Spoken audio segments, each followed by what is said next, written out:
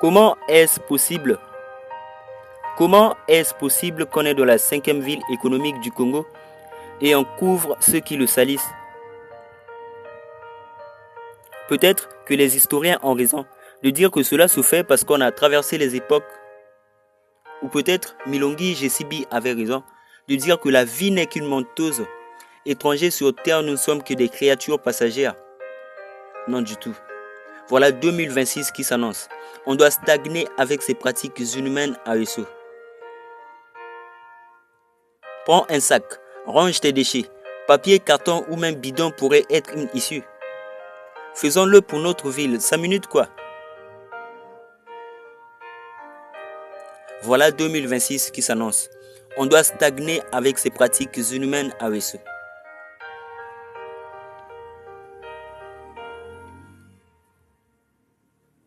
De plus, comment est-ce possible qu'on est dans la 5e ville et nos goudrons et les rues ne sont nettoyés seulement avant les élections ou quand il y a un événement de la ville? Bon, de ce pas, peut-être que Darcy le padre a raison de dire que c'est juste un moyen de te dire bienvenue en Afrique. Non, loin de là, car ça serait vraiment incongru de lui donner raison sur ce point-là, puisque notre ville n'a pas été fondée pour finir ainsi.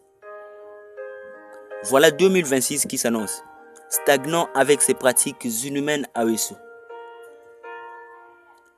Enfin, comment est-ce possible qu'on est de la 5e ville économique et nos élèves, au lieu d'étudier leurs leçons les week-ends, au contraire, la majorité sont interconnectés aux réseaux sociaux. Et en fin d'année, au lieu de sortir échoués, une grande partie de ces élèves sont bizarrement admis, dont on ne sait comment ils font pour passer.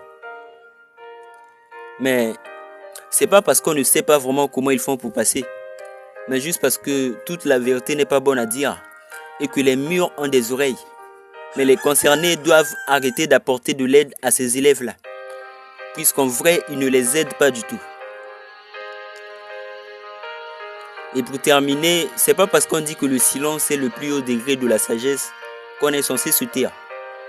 Car quelque part, il y a un de nos illustres penseurs qui disait aussi que face à un mal, le silence équivaut à une complicité. Oui.